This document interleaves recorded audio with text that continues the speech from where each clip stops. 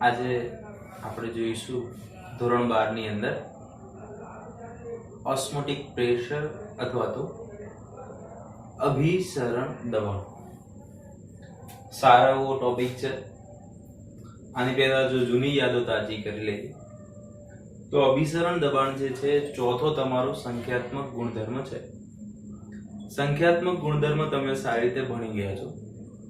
સંખ્યાત્મક ગુણધર્મ એટલે દ્રાવણ કે પદાર્થનો એવો ગુણધર્મ કે જે ફક્ત દ્રાવ્ય કણોની સંખ્યા પર આધાર રાખે છે, એમના સ્વભાવ પર આધાર રાખતું નથી. પહેલી વાત કરી હતી આપણે એ રાઉલ્ટના નિયમની આપણે વાત કરી હતી. રાઉલ્ટના નિયમમાં સાપેક્ષ દબાણમાં થતો ઘટાડો, એના પરથી આપણે વાત કરી હતી ઉત્કલન બિંદુમાં ઉન્નયન, એના પછી આપણે વાત કરી હતી ઠાર બિંદુમાં અવનયન, અને હવે આપણે ચોથી પ્રોપર્ટી જોઈએ છીએ એ છે અભિસરણ દબાણ. તો પોઈન્ટ આઉટ કરી દઈએ છીએ કે અભિસરણ દબાણ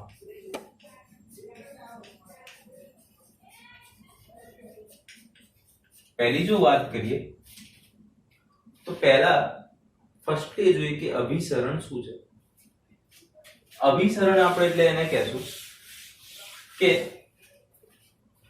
જ્યારે હું કોઈ એક પાત્ર લઉં છું, ધારો કે મારી પાસે આવું કોઈ એક પાત્ર છે, ઓકે. આ પાત્રને હું એક પડદા વડે અલગ પાડું છું.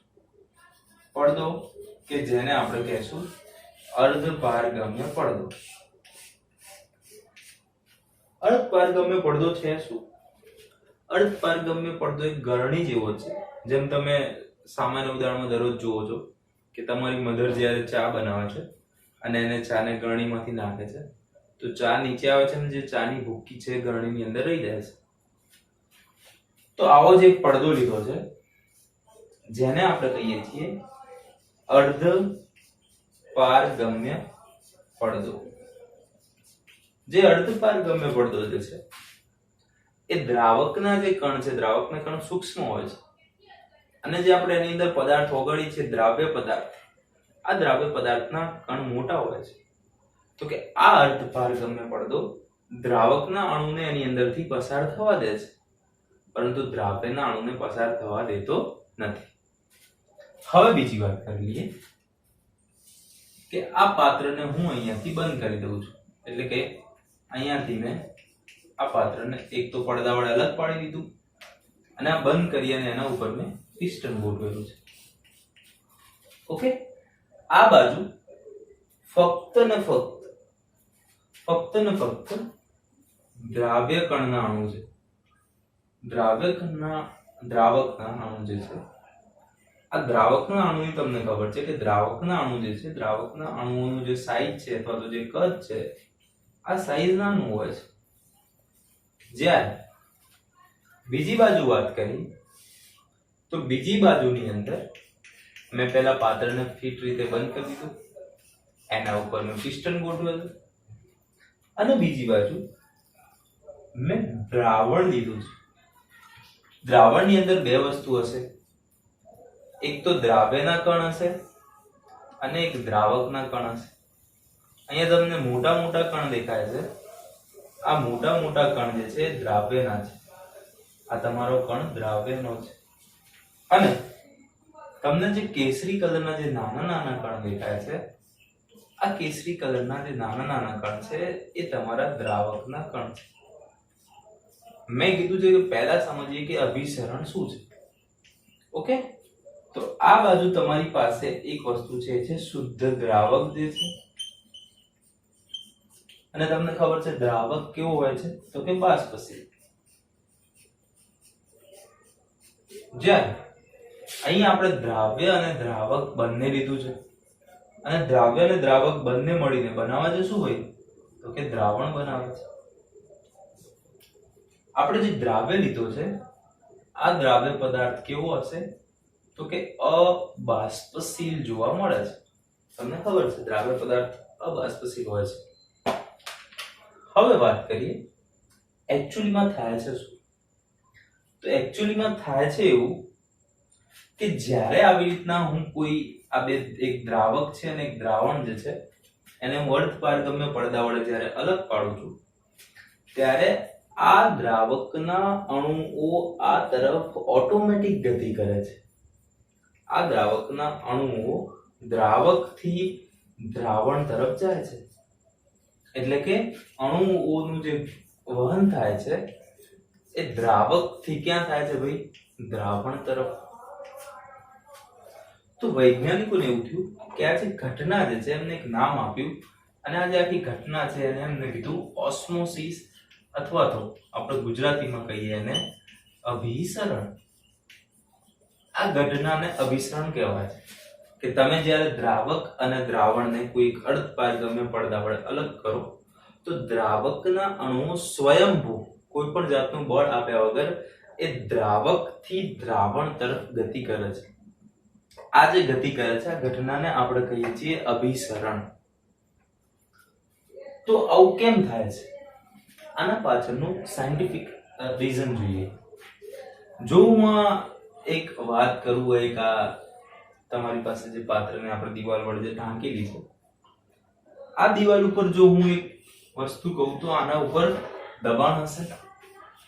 ઓકે, આના ઉપર પણ દબાણ કંઈક અંશે લાગતું હશે. આના ઉપર દબાણની જો વાત કરીએ તો અહીંયા એક વાતાવરણનું દબાણ હશે જેને હું કહી દઉં પી એટમોસ્ફિયર. વાતાવરણનું દબાણ હશે વત્તા થોડાક અંશે આ દ્રાવક જે છે એનું પણ એક વસ્તુ દબાણ હશે જેને આપણે કહીએ છીએ બાષ્પ દબાણ. તો કે આપણી પાસે બે દબાણ મળે, એક તો વાતાવરણ દબાણ અને એક બાષ્પ દબાણ. અહીંયા પણ સેમ ટુ સેમ એક વાતાવરણનું દબાણ અને એક હશે બાષ્પ દબાણ. તમને ખબર છે રિલેટિવ પ્રોપર્ટીમાં આપણે આગળ ભણી ગયા છીએ. શું ભણ્યા છીએ? કે દ્રાવકનું બાષ્પ દબાણ એ દ્રાવણના બાષ્પ દબાણ કરતા કેવું હોય છે? વધુ જોવા મળે છે, હે ને? કારણ કે દ્રાવક એ અબાષ્પશીલ છે. દ્રાવક એ બાષ્પશીલ છે જ્યારે દ્રાવ્ય પદાર્થ એ અબાષ્પશીલ છે. પરિણામે અહીંયાનું જે આ બાષ્પ દબાણની જે વેલ્યુ છે આ બાષ્પ દબાણની વેલ્યુ વધારે હશે. હવે આ બાષ્પ દબાણની વેલ્યુ વધારે હશે એનો મતલબ કે આના ઉપર પ્રેશર પણ વધારે પડતું હશે અને આના ઉપર પ્રેશર વધારે પડે છે એટલે આ જે અણુઓ છે એ ખસી અને દ્રાવકથી કઈ બાજુ ગતિ કરે છે? તો કે દ્રાવણ તરફ ગતિ કરે છે. અને આ જે ઘટના જે છે આ ઘટનાને વૈજ્ઞાનિકોએ નામ આપ્યું અભિસરણ. Okay, done. હવે આપણે વાત કરવાની છે અભિસરણ દબાણની. તો અભિસરણ દબાણની વાત કરતા પહેલા હું આને થોડું ભૂસી લઉં. ચાલો અભિસરણ દબાણની વાત. હવે ધીરે ધીરે થોડો ટાઈમ જશે ત્યારે થશે શું? તો તમને ખબર છે થશે એવું કે આ દ્રાવકના અણુઓ ગતિ કરીને અહીંયા જાય છે. ઓકે, આ દ્રાવકના અણુ ગતિ કરીને અહીંયા જાય છે એટલે આની સપાટી ઉપર આવશે. એટલે હું એમ કહી દઉં કે આ જે સપાટી જે છે, આ જે તમારી જે પાત્રને આપણે જેના વડે ઢાંક્યું છે આ સપાટીમાં થોડો થોડો વધારો થશે અને આ અહીંયા આવી જશે તમારું પિસ્ટન. એટલે કે દ્રાવણના કદમાં કંઈક આટલો વધારો જોવા મળે છે. ઓકે, હવે શું થશે? જ્યારે આ બંનેના જે બાષ્પ દબાણ જે છે આપણું હતું જે દબાણ એ સરખું થઈ જશે ત્યારબાદ આના વચ્ચે સંતુલન તપાસે એટલે કેટલા કણો આવશે. હવે આનાથી ઉપર સપાટી પછી વધશે નહીં. હવે અભિસરણ દબાણ એટલે શું? હવે જે આ દ્રાવકના અણુઓ દ્રાવકથી દ્રાવણ તરફ જે ગતિ કરતા હતા આ દ્રાવકથી દ્રાવણ તરફ ગતિ કરે છે, સ્વયંભૂ ગતિ કરે છે. જેમ કે હું અહીંયાથી આ બાજુ જઉં છું અને જો મને આવતો રોકવો હોય એટલે કે આપણે આ દ્રાવકના અણુને અહીંયા આવતા રોકવા હોય તો અહીંયા આવતા રોકવા માટે આપણે એના ઉપર કેટલું પ્રેશર લાગુ પાડવું પડશે. એનો મતલબ કે આ જે વધી ગયું આ સપાટીથી આ સપાટી મારે ન આવવા દેવું હોય તો મારે આના ઉપર કેટલાક પ્રમાણમાં પ્રેશર આપવું પડશે. આ જે પ્રેશર આપવું પડશે આ પ્રેશરના કારણે આ દ્રાવકના અણુઓ અહીંયા સરળતાથી ગતિ કરી શકશે નહીં. આવી શકશે નહીં. શેના કારણે? એમ જો પ્રેશર ના હોય, દબાણ ના હોય તો એ ગતિ કરે જ છે. પણ હું એટલું પૂરતા પ્રમાણમાં દબાણ આપું આ બાજુથી હું દબાણ આપું જેથી આ દ્રાવકના અણુઓ અહીંયા આવી શકે નહીં. અને આ જે મારે જે દબાણ આપવું પડે, આ દબાણને કહેવામાં આવે છે અભિસરણ દબાણ. ક્લિયર છે? ટોપિક ક્લિયર છે? કે જ્યારે દ્રાવકના અણુ ઓટોમેટિક અભિસરણની ઘટનામાં ભાગ લે છે, અભિસરણ પામે છે, પણ આ દ્રાવકના અણુઓને અર્ધપારગમ્ય પડદામાંથી દ્રાવણ તરફ આવતા રોકવા હોય અને મારે જેટલા દબાણની જરૂર પડે, એટલે કે મારે જે પ્રેશર એને પાઈ તરીકે ઓળખવામાં આવે છે, આ જે પ્રેશર પાઈની જરૂર પડે, આ પાઈ પ્રેશરને આપણે કહેશું અભિસરણ દબાણ. અને જેવું હું આ અભિસરણ દબાણ અહીંયા લગાવીશ એટલે આ સપાટી જે ઉપર આવી હતી આ સપાટી ધીરે ધીરે અહીંયા આવી જશે અને દ્રાવકના અણુઓ વળી પાછા આ બાજુ ગતિ કરશે. બરોબર? એટલે કે અહીંયાથી અહીંયા આવી શકશે નહીં. આ જે દબાણ જે છે આ દબાણને આપણે કહીએ છીએ અભિસરણ દબાણ. ક્લિયર છે? બધાને ક્લિયર છે? 100%. ઓકે, ઈઝી છે એકદમ. બરાબર? ઓકે. તો અભિસરણ દબાણ કોને કહેશું? તો કે જે દ્રાવકથી દ્રાવણ તરફ સ્વયંભૂ પ્રવાહ જે છે આ સ્વયંભૂ પ્રવાહને રોકવા માટે આપણે જે દબાણ આપીએ છીએ આ દબાણને શું કહેવામાં આવે છે? તો કે ભાઈ અભિસરણ દબાણ. હવે આને કેમિસ્ટ્રી રીતે જોઈએ, તમને મેં સમજાવી દઉં. અભિસરણ જે દબાણ હતું આ અભિસરણ દબાણને આપણે પાઈ વડે દર્શાવીએ છીએ. ગ્રીક વર્ડ છે પાઈ, એના વડે દર્શાવીએ. હવે આ જે પાઈ જે છે એને આપણે કહી દઈશું અભિસરણ દબાણ. ડન? એ વૈજ્ઞાનિકો જોયું કે પાઈ ચલે છે અભિસરણ દબાણ એ દ્રાવણનું કોન્સન્ટ્રેશન એટલે સાંદ્રતા અને એનું તાપમાન એટલે કે ટી ટેમ્પરેચર પર આધાર રાખે છે. એમને જ્યારે અવલોકનો કર્યા ત્યારે ખબર પડી કે જે અભિસરણ દબાણ છે આ અભિસરણ દબાણ એ સાંદ્રતા અને બીજું તાપમાન પર આધાર રાખે છે. એનો મતલબ એમ કે જો મારે આ ચલે છે વસ્તુ દૂર કરવી હોય અથવા તો દૂર કરવું હોય ચલે છે તો મારે એક કોન્સ્ટન્ટ મૂકવો પડશે. અને આમને કોન્સ્ટન્ટ જે મૂક્યો, ગેસ કોન્સ્ટન્ટ મૂક્યો, માટે સૂત્ર મળ્યું આપણને પાઈ બરાબર CRT. R ને તમે ઓળખો છો, અત્યારે હું સાઈડે ભણ્યા છો. જે R જે છે એ R એ વાયુ અચળાંક છે. તો હું લખી શકું કે પાઈ બરાબર મને સૂત્ર મળ્યું CRT અને R બરાબર મારી પાસે છે વાયુ અચળાંક. ચલો હવે ધીરે ધીરે આગળ જઈએ, થોડાક આગળ જઈએ ડિટેલમાં. C એટલે તમને ખબર છે સાંદ્રતા. સાંદ્રતા આપણે મોલારિટીમાં વાપરીએ. મોલારિટી એટલે આપણે કહી શકીએ કે મોલ પ્રતિ લિટર, જેને આપણે કહીએ છીએ મોલારિટી. તો મોલ પ્રતિ લિટર કહીએ એટલે કે C બરાબર મોલની જગ્યાએ હું n મૂકી દઉં અને લીટરની જગ્યાએ કદનો v મૂકી દઉં. તો જો હું આ કિંમત આ સમીકરણની અંદર મૂકું તો મને c ની જગ્યાએ હું n upon v મૂકું તો કેવું ઇક્વેશન મળે જોઈએ? તો કે પાઈ બરાબર c ની જગ્યાએ શું મૂકું? n upon v. n ની જગ્યાએ આપણે ડેફિનેટલી કરવા માટે 2 લગાવી દઈએ છીએ. ઓકે, 2 એટલે કે દ્રાવ્યના mole upon v into r. Okay, simple છે. c is equal to n upon v. તો આપણને સૂત્ર મળ્યું પાઈ બરાબર n2rt upon v. પણ મોલ બરાબર તમને ખબર છે મોલ બરાબર શું થાય? તો કે વજન ભાગ્યા અણુભાર. ચલો આની કિંમત મૂકી દઈએ આપણને તો આપણને શું મળશે? પાઈ બરાબર w2 upon m2 ગુણ્યા v into r into t.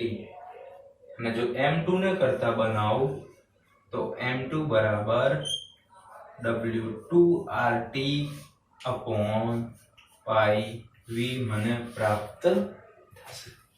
Okay, તો આપણે જો કોઈ પદાર્થનો અણુભાર શોધવો હોય અને જો આપણે એનું અભિસરણ દબાણ જાણતા હોઈએ તો તમને ક્વેશ્ચન પૂછાયો, તમને એવું કે કોઈ પણ પદાર્થનું વજન આટલું છે, આર આટલો છે, ટી આટલું છે અને એનું અભિસરણ દબાણ આટલું છે, એનું કદ આટલું છે, તો આ વસ્તુનો અણુભાર શોધો. તમે સિમ્પલી ઇક્વેશન મૂકી શકો m2 w2RT/π × v, જે m2 અણુભાર, w એટલે વજન, r એટલે ગેસ કોન્સ્ટન્ટ, t એટલે ટેમ્પરેચર, પાઈ એટલે અભિસરણ દબાણ અને v એટલે તમારું કદ. તો તમને ક્વેશ્ચન પૂછાય આના પરથી તો એકદમ ઈઝીલી ટેકન કરી શકવા જોઈએ. બરાબર? તો આ ઇક્વેશન તમારા નોટમાં લખી દેજો, ઇમ્પોર્ટન્ટ છે. હા, આ ઇક્વેશન બહુ ઇમ્પોર્ટન્ટ છે, વેરી ઇમ્પોર્ટન્ટ છે અણુભાર શોધવા માટે. અને જો તમને બધું આપેલું હોય તો પાઈ શોધવા માટે. ડન? ઓકે, ચલો હવે આને આગળ વાત કરીએ આપણે કે મેં તમને એવું કીધું કે આપણને ઇક્વેશન એવું મળે છે કે પાઈ ચલે છે c × t. પણ હું એમ કહી દઉં કે મારું તાપમાન જે છે, આ તાપમાન જો અચળ હોય, જો કેવું હોય, અચળ, તો હું એમ કહી શકું કે π1 બરાબર c1 RT અને π2 બરાબર c2 RT. ધારો કે હું એક દ્રાવણ લઉં છું અને બીજું દ્રાવણ લઉં છું. પહેલા દ્રાવણનું અભિસરણ દબાણ મને આટલું મળશે, બીજા દ્રાવણનું અભિસરણ દબાણ મને આટલું મળશે. RT તો ઉડી જશે. હવે હું એવું કહું કે બંને દ્રાવણનું અભિસરણ દબાણ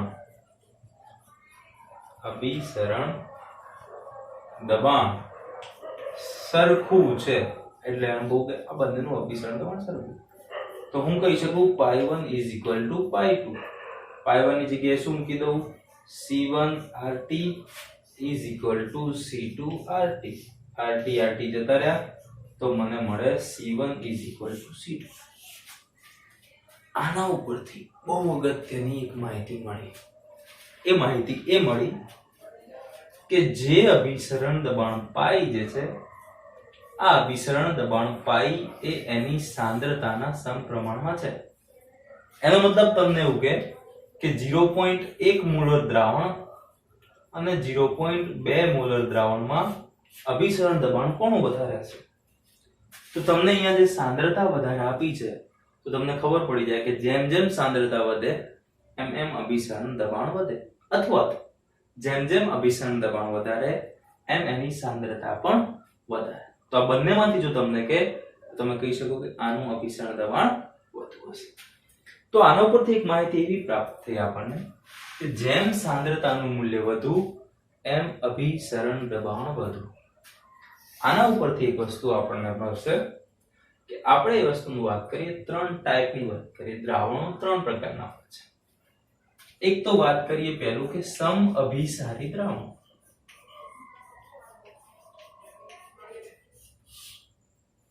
સમઅભિસારી દ્રાવણ કોણ કહેશું?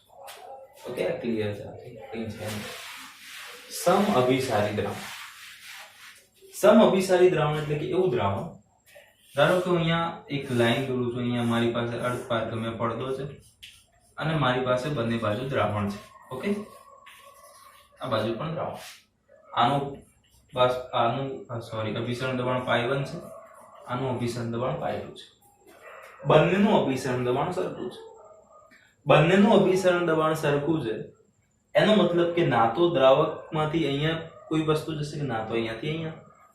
એટલે કે બંને દ્રાવણોની જો વાત કરીએ તો જ્યારે દ્રાવણોની વાત કરીએ તો જેમ દ્રાવણની સાંદ્રતા વધારે હશે એમ એનું અભિસરણ દબાણ વધારે હશે.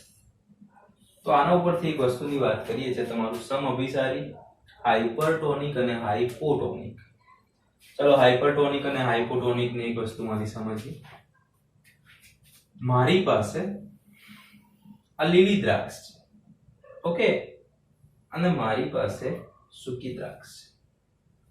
લીલી દ્રાક્ષને હું મીઠાવાળા પાણીની અંદર મૂકું છું. ધારો કે આ મારી પાસે લીલી દ્રાક્ષ છે અને મારી પાસે છે NaCl ધરાવતું દ્રાવણ. NaCl એટલે ખબર છે ને, મીઠું ધરાવતું. અને મારી પાસે જે સૂકી દ્રાક્ષ છે આ સૂકી દ્રાક્ષને હું સાદા પાણીમાં મૂકું છું. ચલો શું થશે વિચારો. જ્યારે હું લીલી દ્રાક્ષને મીઠાના પાણીમાં મૂકું અને સૂકી દ્રાક્ષને સાદા પાણીમાં મૂકું અને આખી રાત એમને એમ રહેવા દઉં, ચલો શું થશે વિચારો. Think about it. શું થશે? તો તમને ખબર છે કે જે તમારી આ લીલી દ્રાક્ષ છે, હા, આ લીલી દ્રાક્ષ કરતા બહારની જે સાંદ્રતા છે, આને આપણે C2 કહી દઈએ, આને આપણે સાંદ્રતાને C1 કહીએ, તો કે લીલી દ્રાક્ષ કરતા બહારની સાંદ્રતા વધારે છે, એટલે એમ કહી શકાય કે C1 is less than C2. તો યાદ રાખો કે હંમેશા જે પણ દ્રાવણ જે છે, આ દ્રાવણ હંમેશા જો અર્ધપારગમ્ય પડદો છે, તો આ તમારી પાસે જે અહીંયા આપેલો છે, આ દ્રાક્ષની જે છાલ છે, આ છાલ એક અર્ધપારગમ્ય પડદા તરીકે વર્તે છે. તમારી જે દ્રાક્ષની છાલ છે, આ દ્રાક્ષની છાલ અર્ધપારગમ્ય પડદા તરીકે વર્તે છે. અહીંયા પણ દ્રાક્ષની છાલ એક અર્ધપારગમ્ય પડદો છે. તો દ્રાવણ હંમેશા ઓછી સાંદ્રતાથી કઈ બાજુ ગતિ કરશે? તો કે વધુ સાંદ્રતા તરફ ગતિ કરે છે. દ્રાવણ હંમેશા કઈ બાજુ ગતિ કરે? ઓછી સાંદ્રતાથી વધુ સાંદ્રતા. અહીંયા સાંદ્રતા લીલી દ્રાક્ષની ઓછી છે, બહાર મીઠાવાળું જે પાણી છે, આ મીઠાવાળા પાણીની સાંદ્રતા વધારે છે. થશે શું?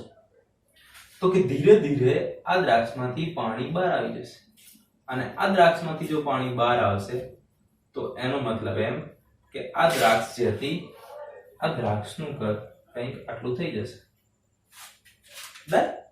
હવે બીજી વાત કરીએ સૂકી દ્રાક્ષ.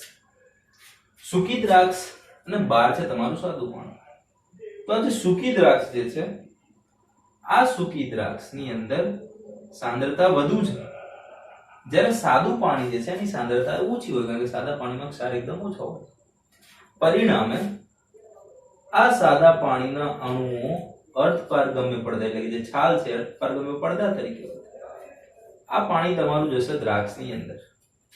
આ તમે સવારે જોશો તો તમારી સૂકી દ્રાક્ષ જે હતી, આ સૂકી દ્રાક્ષ એનું કદ જે છે શું થઈ જશે? તો કે વધે, તો ફૂલી જાય. કેમ? કારણ કે પાણીના અણુઓ દ્રાક્ષની અંદર જાય છે. આ જે બંને ઘટના જે છે, આ બંને ઘટનાને આપણે હાઇપરટોનિક અને હાઇપોટોનિક વડે દર્શાવીએ છીએ. હાઇપરટોનિક એટલે કે ના થી વધારે. સમઅભિસારીમાં તમને ખબર પડી કે બંનેનું દબાણ સમાન હોય. કયું દબાણ? તો કે અભિસારી દબાણ. હવે વાત કરીએ હાઇપરટોનિકની અને હાઇપોટોનિકની. ચલો, અહીંયા બંનેમાં હાઇપરટોનિક કોણ છે? હાઇપર એટલે નાથી વધુ અને હાઇપો એટલે નાથી ઓછું. અને આ બંનેમાં હાઇપર કોણ છે અને હાઇપો કોણ છે? તો અહીંયા જોઈએ તો જેની સાંદ્રતા વધુ છે, બંનેની સાપેક્ષ સાંદ્રતાની વાત કરીએ તો આપણે કહીએ કે દ્રાક્ષ કરતા જે NaCl જે છે, આ NaCl ની સાંદ્રતા વધુ છે, એટલે કે NaCl નું જે દ્રાવણ છે, આ NaCl નું દ્રાવણ હાઇપરટોનિક છે, અને જે આપણી લીલી દ્રાક્ષની જે અંદર જે દ્રાવણ રહેલું છે, તો જે સાંદ્રતા છે, આ હાઇપોટોનિક છે. ચલો, આ બંનેમાં હાઇપર ને હાઇપો કોણ થયું? તો અહીંયા જે આપણે સૂકી દ્રાક્ષ છે, આ સૂકી દ્રાક્ષની સાંદ્રતા વધુ છે, માટે આપણે કહીશું હાઇપરટોનિક. અને લીલી આ જે બહાર પાણી જે છે, આ પાણીની સાંદ્રતા ઓછી છે, માટે આપણે એને કહીશું હાઇપોટોનિક. આ ઇક્વેશન જે આ વસ્તુ જે છે તમારા શરીરમાં બહુ અગત્યની છે. કેમ? તમને ખબર છે આપણા શરીરમાં જે કોષ રહેલો છે, આ કોષની આજુબાજુ કોણ, એટલે કે ધારો કે હું અહીંયા કેમ કીધું કે આપણા શરીરની અંદર કોષરસ રહેલો છે. આ બધું સમજાવું છું તમને, કોઈ ઉજાવ નથી, ખાલી ફક્ત સમજો. મારી પાસે આ કોષ રહેલો છે, ગમે તે આપણા પ્રાણીનો કોષ. આ તમારી કોષ દિવાલ છે. હા, કોષ દિવાલ એ અર્ધપારગમ્ય પડદા તરીકે વર્તે છે. કોષની અંદર શું આવેલું હોય છે ભાઈ? તમે ભણેલા છો બાયોલોજી, એ આવેલું હોય છે કોષરસ. હા, અને આપણા બોડીની અંદર આપણે પાણી પીએ છીએ તો બોડીની બહાર પણ એક, હું આ બોડી દર્શાવી દઉં, આ બોડીની બહાર પણ એક પાણી આવેલું છે. હા, બોડીની બહાર બી પાણી આવેલું હોય. ત્રણ પ્રકારની કન્ડિશન છે તમારી પાસે. જે કોષની અંદર જે દ્રાવણ રહેલું છે, કોષ રસપટલ, આ દ્રાવણ 0.9% W/V જેટલી સાંદ્રતા ધરાવે છે. કોની સાંદ્રતા? તો કે NaCl ની. તો કે આપણા કોષની અંદર 0.9% W/V, W/V તમને ખબર છે વજન કદથી ટકા, આટલી સાંદ્રતા કોષની અંદર રહેલી છે.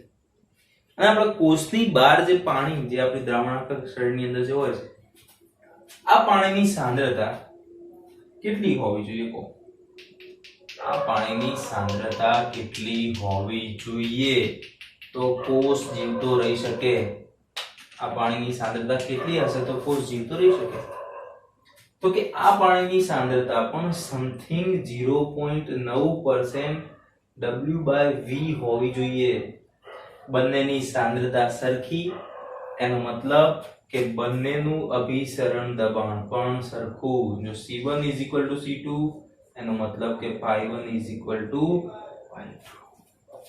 પણ અમુક કિસ્સાઓમાં જો એવું થાય કે આપણે મીઠું વધારે ઇન્ટેક કરીએ, ખાઈએ વધારે પ્રમાણમાં મીઠું ખાઈએ, હાઈ બ્લડ પ્રેશર ને એનું જે પ્રમાણ હોય, તો હવે મીઠું વધારે પ્રમાણમાં ખાઈએ અથવા તો આ કોષને કોઈ એવા દ્રાવણમાં મૂકીએ કે આ દ્રાવણનું જે પ્રમાણ છે અથવા તો જે NaCl નું જે અહીંયા પ્રમાણ છે, આ પ્રમાણ 5% W/V હોય.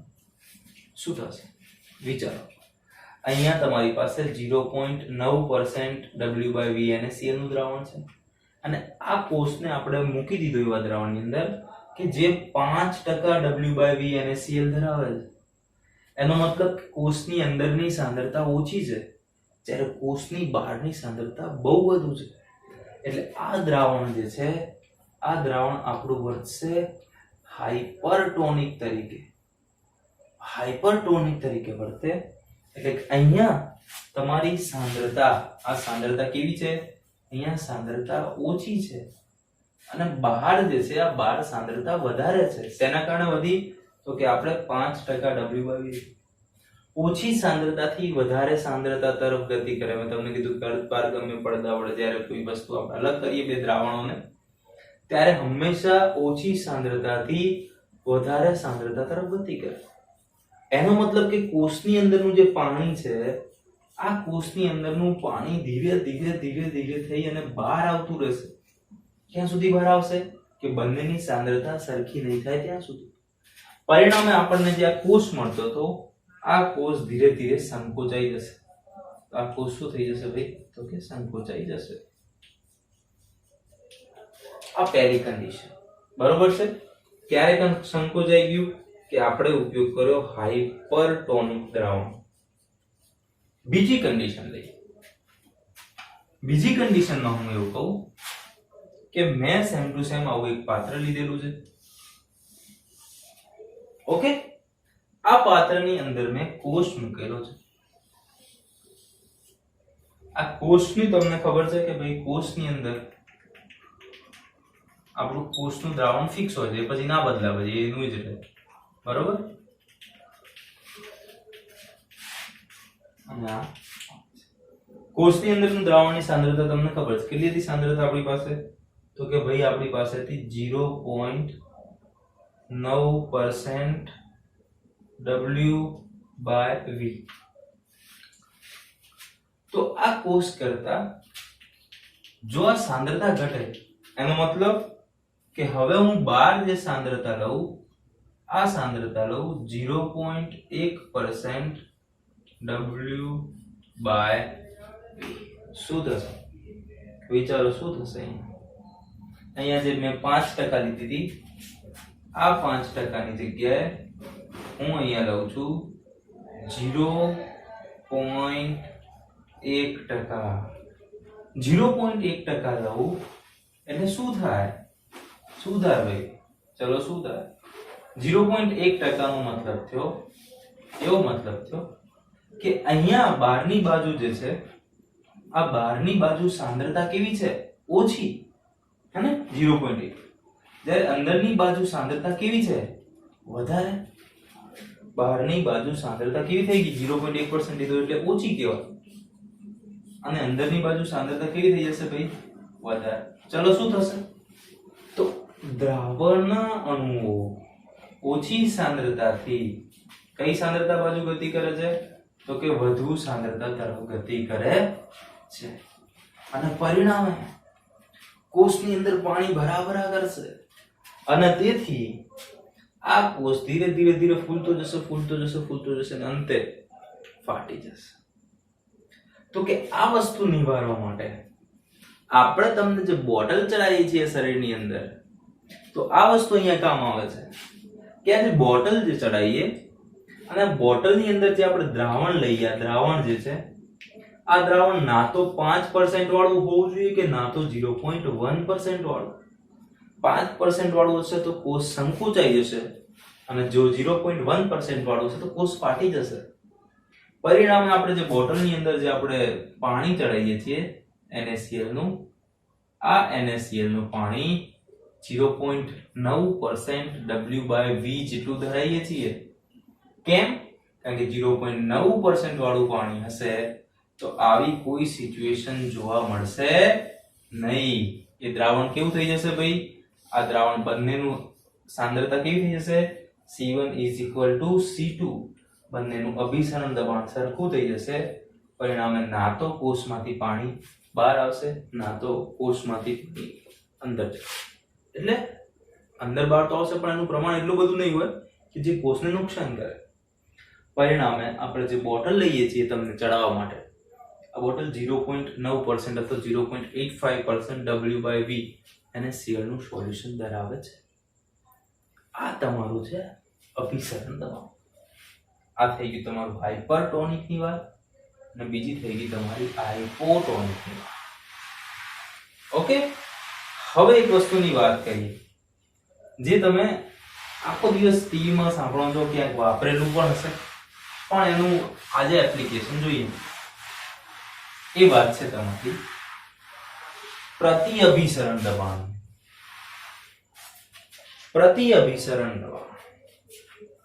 પ્રતિઅભિસરણ દબાણની જો વાત કરીએ, હું એક આ કન્ટેનર લઉં છું. ઓકે, આ કન્ટેનરને હું અહીંયાથી થોડું ખોલી દઉં છું. તો કે ભાઈ અહીંયાથી આવું કંઈક આવું લીધું. આ કન્ટેનરને પણ હું અહીંયાથી ખોલી દઉં છું. બરોબર, થોડું વ્યવસ્થિત બને. અહીંયા મેં એક વસ્તુ લઈ લીધું, એ છે તમારો અર્ધપારગમ્ય પડદો. ઓકે, આ થઈ ગયું તમારું અર્ધપારગમ્ય પડદો. હવે અહીંયા મારી પાસે દરિયાનું પાણી છે. શેનું પાણી છે ભાઈ? દરિયાનું પાણી. અહીંયા મારી પાસે છે શુદ્ધ પાણી. ચલો, દરિયાના પાણીમાં શું હશે? તો કે આ તમારા દ્રાવકના કણ, તમને ખબર છે આ બધું પાણી છે તમારી પાસે. આ જે છે એ તમારી પાસે પાણી છે. અહીંયા તમારી પાસે શુદ્ધ પાણી છે, પ્યોર વોટર છે.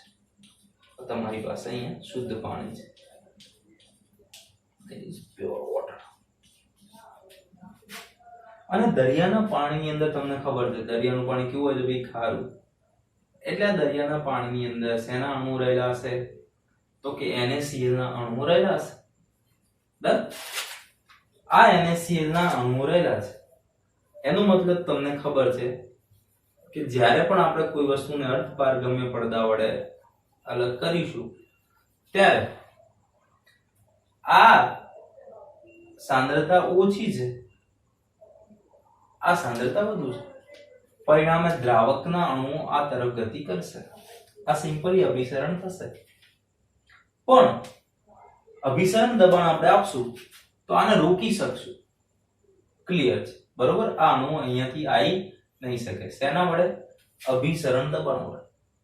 પણ એનાથી પણ ઉપર જઈએ એટલે કે અહીંયા જો એ પ્રેશર હું જે એપ્લાય કરું, આ અભિસરણ દબાણ કરતા વધારે એપ્લાય કરું અને એવી રીતના વધારે એપ્લાય કરું કે વધારે સાંદ્રતા, જે દરિયાનું પાણી વધુ સાંદ્રતા ધરાવે છે, આ વધુ સાંદ્રતા ધરાવતા પરમાણુઓનું વહન અર્ધપારગમ્ય પડદામાંથી ઓછી સાંદ્રતા ધરાવતા પદાર્થ તરફ થાય અથવા તો દ્રાવણ તરફ થાય, તો જે આપણી પાસે વધુ સાંદ્રતાથી ઓછી સાંદ્રતા તરફની જે ગતિ હતી, આ ગતિ આના કરતા ઉલટી થઈ જાય, એટલે કે ઓછી સાંદ્રતામાંથી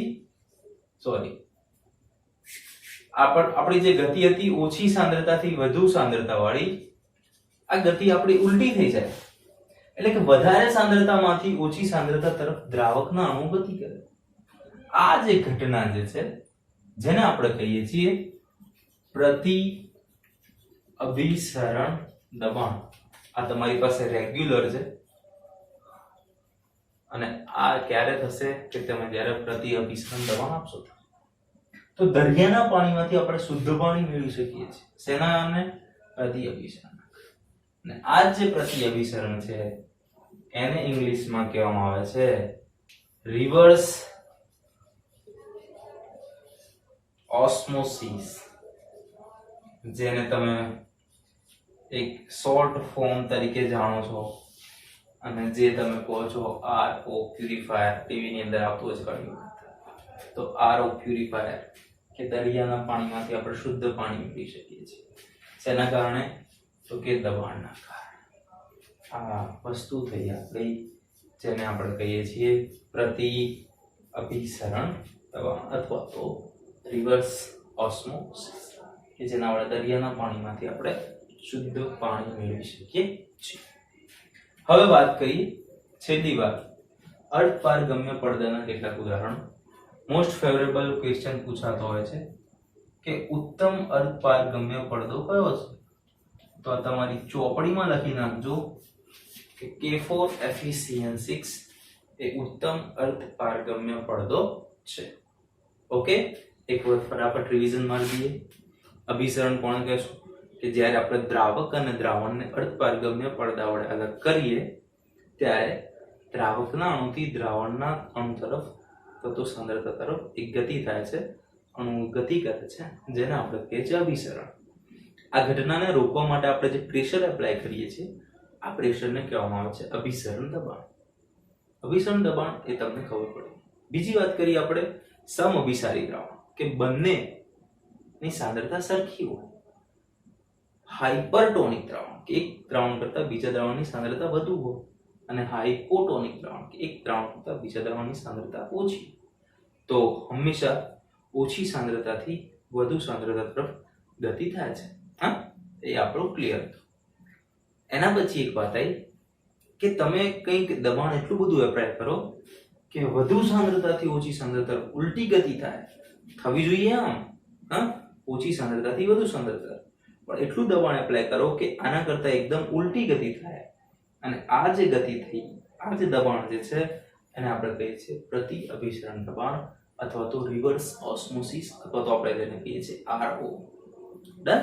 અને છેલ્લે એક સૂત્ર અભિસરણ દબાણનું, પાઈ W2RT/mv. બરોબર છે? તમે એમને પણ કરતા બનાવી શકો છો અને તમે એક્ઝામ્પલ સોલ્વ કરી શકો છો. Thank you.